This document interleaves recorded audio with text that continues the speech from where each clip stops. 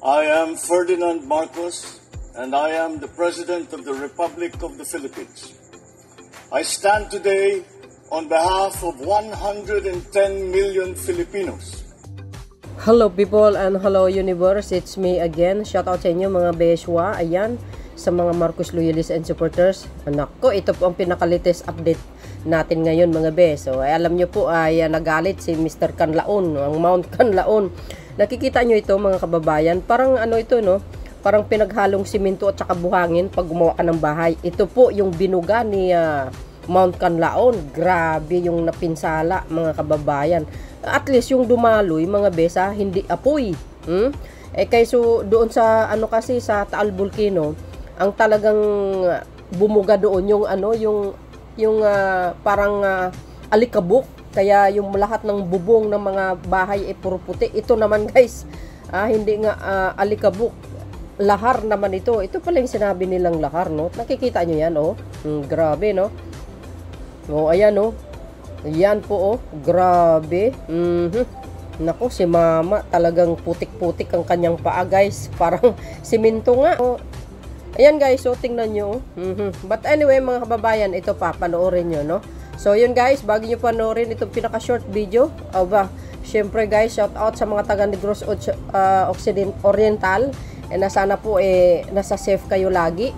And tuloy-tuloy po ang tulong ng gobyernong Marcos, ano? Talagang kinabukasan talagang nandoon na kaagad ang suporta, tulong kaagad, no?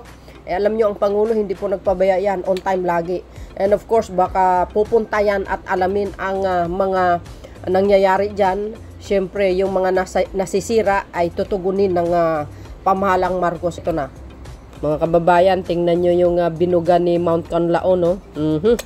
Putik, parang kumbaga parang buhangin at saka simento na pinaghalo, mga bes. Nako, shout out sa mga taga Negros. Sana po safe kayo at laging mag-ingat mga kababayan. O yan, oh, ay matindi ito mga bes. Grabe si Mount Canlaon pag nagbuga, oh.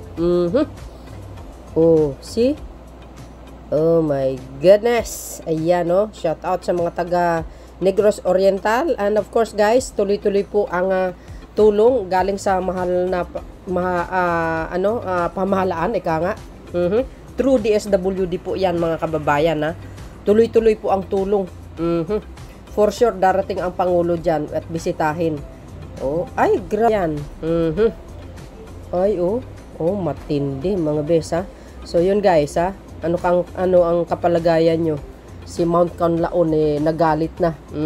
Siguro punong-puno na yung niya mga besa, yung mga paglagayan niya ng lahar, kaya binugan niya na. At least yan mga kababayan, hindi po apoy, no?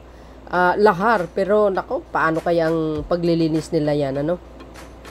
Tulong-tulong na lang mga beswa. So see you guys on my next upload video. Boy and baboos. God bless Philippines. Grabe, oh.